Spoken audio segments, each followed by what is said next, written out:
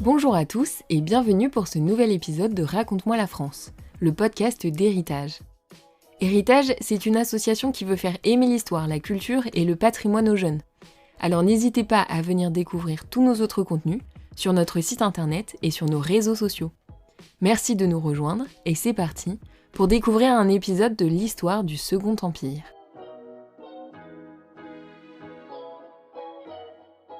En 1862, le tableau d'un artiste italien inconnu, Vittori, aujourd'hui gardé dans les collections du musée Carnavalet, fait grand bruit à cause de la scène représentée par le peintre. Au centre de cette toile, des touches de peinture blanche attirent notre regard. Partant dans toutes les directions, elles évoquent le feu, le souffle d'une explosion. La scène s'articule autour de cette sinistre lumière. Des chevaux et des personnes sont au sol, d'autres s'enfuient dans un mouvement de panique. Au second plan, juste derrière l'intense lueur, on peut voir deux carrosses, transportant l'empereur Napoléon III, son épouse l'impératrice Eugénie, et leur garde rapprochée.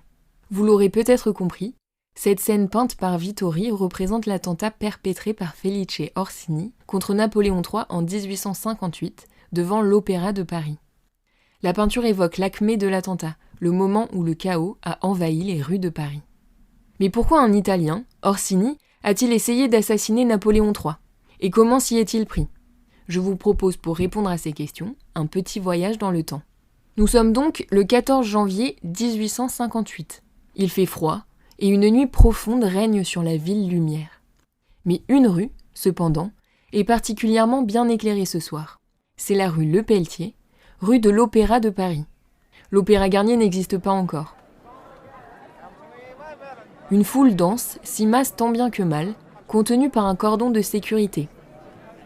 L'empereur et l'impératrice viennent assister à un concert, le dernier du célèbre chanteur d'opéra, Eugène Massol. Une large publicité est faite depuis plusieurs jours, au programme des opéras aux accents riches et somptueux. Au sein de cette foule souriante, beaucoup de femmes et d'enfants attendent avec impatience l'arrivée de Napoléon III et de son épouse. Pourtant, au milieu de ces yeux brillants et excités, 4 personnages, au regard exalté et sombre, attendent l'heure de leur revanche. Ils s'appellent Pieri, Rudio, Gomez et Felice Orsini. Ces 4 Italiens se préparent depuis longtemps, en espérant que la bonne occasion se présente. Leur but ? Assassiner l'empereur, tant haï. Ils ont chacun un joli CV d'activités plus ou moins sanglantes, aux côtés des Carbonari, cette société secrète révolutionnaire qui veut l'indépendance et l'unification de l'Italie. La tête pensante de ce commando est le sulfureux comte italien Felice Orsini, qui a dédié sa vie à ce combat. Les 3 autres ne sont que des sous-fifres, plus ou moins dangereux. Orsini regarde sa montre, il est 20h25. Dispersés à 4 points stratégiques de cette rue, rendue très étroite par la foule, les 4 hommes sentent l'angoisse leur nouer le ventre. Tous les préparatifs ont-ils été correctement exécutés ? Les bombes exploseront-elles ? Orsini se rassure en repassant les détails de son plan minutieux. Pour son crime, il a choisi des bombes, car bien qu'elles soient plus difficiles à manier, elles leur donnent toutes les chances de fuir grâce à la panique qu'elles provoqueront. Ce sont des Anglais qui les ont aidés à confectionner leurs 4 bombes. Celles qui seront baptisées Machine infernale par le Figaro en 1881 ont un aspect presque inoffensif. Elles sont oblongues, lisses, avec des pointes de fer creuses et remplies de poudre. La suite de l'attentat est parfaitement organisée. Chacun des régicides est muni de faux papiers d'étrangers anglais et espagnols. La bombe dissimulée sous son manteau, Orsini cherche des yeux ses camarades, mais il ne peut pas les voir. 2 d'entre eux sont placés de part et d'autre du péristyle d'entrée de l'opéra. Mais ce qu'Orsini ignore, c'est que le 4e homme placé en sentinelle en amont de l'entrée de l'opéra vient de se faire arrêter. Il était recherché, mais il ne subit aucun interrogatoire, alors même qu'on a retrouvé une bombe dans sa poche. À présent, il est 20h28. La foule ondoie et crie sa joie. Le claquement des sabots résonne plus fort sur les pavés de Paris. L'escadron des lanciers arrive fièrement, suivi de près par la berline de l'empereur. À l'intérieur de ce confortable véhicule, l'impératrice Eugénie, superbe dans sa robe blanche, rehaussée de ses diamants, sourit à la foule. Sans doute se réjouit-elle d'assister à ce concert. À ses côtés, son époux, Napoléon III, est en pleine discussion avec le général Roguet, assis à l'avant de la berline. Mais l'empereur l'entend mal à cause du bruit des chevaux. Il se penche alors pour écouter les propos de cet ancien aide de camp de Napoléon Ier. 20h30, l'heure du drame. Un bruit assourdissant, puis 3 détonations éclatent.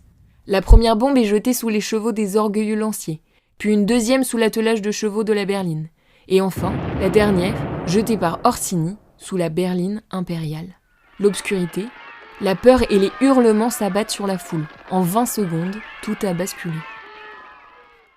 Le sang s'épand partout. Celui des chevaux et des humains se mêle aux débris de verre des majestueuses vitres de l'opéra et des becs de gaz soufflés par l'explosion. Mais surtout, l'angoisse étreint le cœur des survivants qui se relèvent.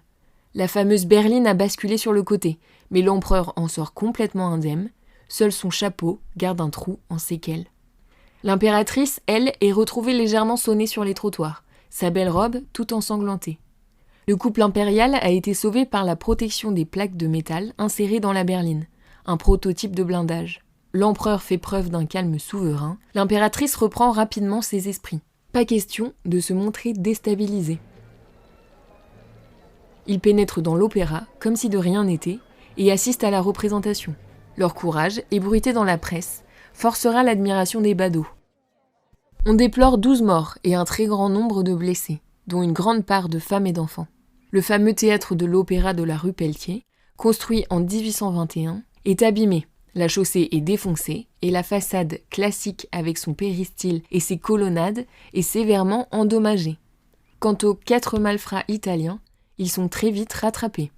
Leur passeport étranger ne tenait pas la route. Ils reconnaissent leurs liens et avouent avoir conspiré et fabriqué leurs bombes sur le sol britannique. Ils revendiquent un acte politique lié aux actions de Napoléon III en faveur des États pontificaux en Italie. Orsini et Pieri seront condamnés à mort pour régicide. Gomez et Rudillo, eux, seront condamnés aux travaux forcés le reste de leur jour.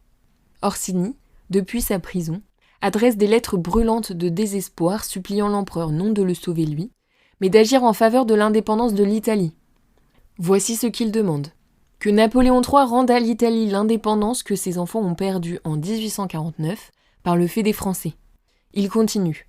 Que votre Majesté se rappelle que les Italiens, au milieu desquels était mon père, ont versé leur sang pour Napoléon le Grand, partout où il lui plut de les conduire. Qu'elle se rappelle que, tant que l'Italie ne sera pas indépendante, la tranquillité de l'Europe et celle de votre Majesté ne seront qu'une chimère. Que votre Majesté ne repousse pas le vœu suprême d'un patriote sur les marches de l'échafaud. Qu'elle délivre ma patrie et les bénédictions de 25 millions de citoyens la suivront dans la postérité. Felice Orsini est un partisan de l'unification des provinces italiennes. Il tient rigueur à l'empereur de ne pas avoir tenu ses engagements de jeunesse pour l'unification de son pays. En effet, beaucoup plus jeune dans les années 1830, Napoléon III avait aidé les Italiens à unifier leur territoire. Mais ils ont été déçus par sa politique. Au pouvoir dès 1849, Louis-Napoléon Bonaparte, alors président de la République, s'était attiré les foudres des Italiens en envoyant ses armées défendre les États du pape. Les indépendantistes souhaitaient une aide concrète pour aboutir à l'unité italienne. Mais cette défense des États pontificaux ont éveillé l'aigreur et la rancœur des indépendantistes, dont certains commencent à fomenter des attentats. Napoléon III est tiraillé entre ses idéaux et la réalité. Une grande partie de la population française est catholique et aurait donc été choquée de voir l'empereur lutter contre les États pontificaux, en soutenant notamment le célèbre Garibaldi. Sur l'échafaud, avant que la guillotine ne s'abatte, Orsini lancera dans un dernier souffle « Vive l'Italie, vive la France ». Cet attentat contre Napoléon III aura 3 conséquences majeures. Tout d'abord, l'empereur se rend compte à cet instant qu'il n'a pas le soutien populaire espéré et que l'assentiment à ses idées est très limité. Les précédentes tentatives pour porter atteinte à sa personne ont toutes été tuées dans l'œuf et n'entraînèrent aucune répercussion sur l'opinion publique ou sur l'image que se faisait l'empereur de sa relation avec ses sujets. Il s'aperçoit, ce soir du 14 janvier 1858, qu'il a des opposants et que des menaces extérieures à la France planent au-dessus de son régime.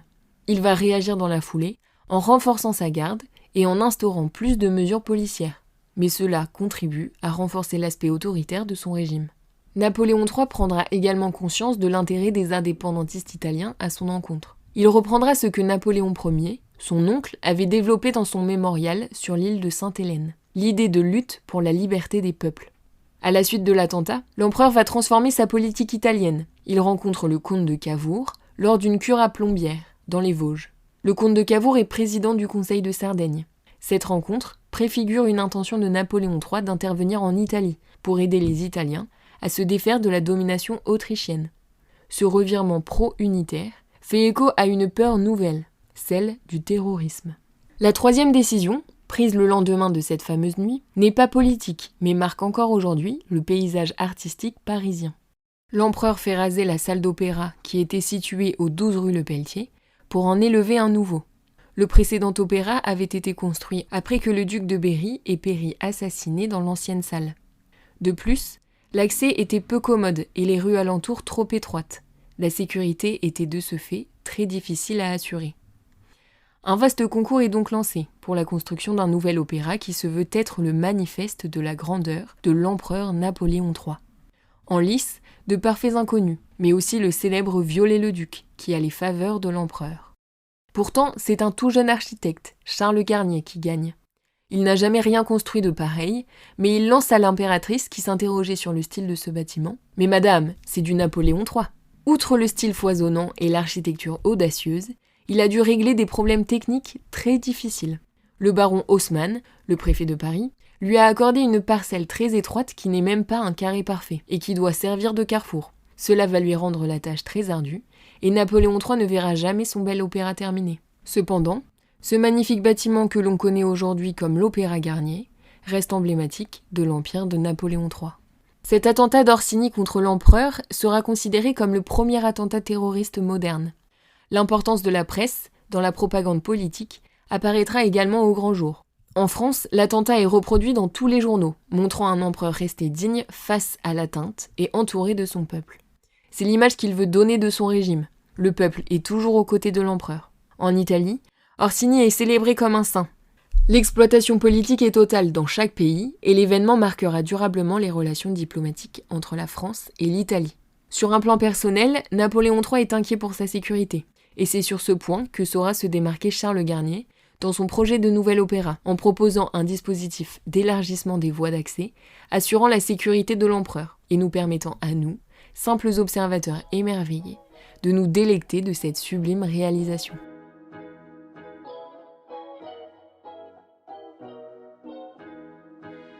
C'est la fin de cet épisode, j'espère qu'il vous a plu. N'hésitez pas à nous dire ce que vous en avez pensé en commentaire ou en nous envoyant des messages sur les réseaux sociaux. Pour ne rater aucun prochain épisode, abonnez-vous à notre page et à bientôt!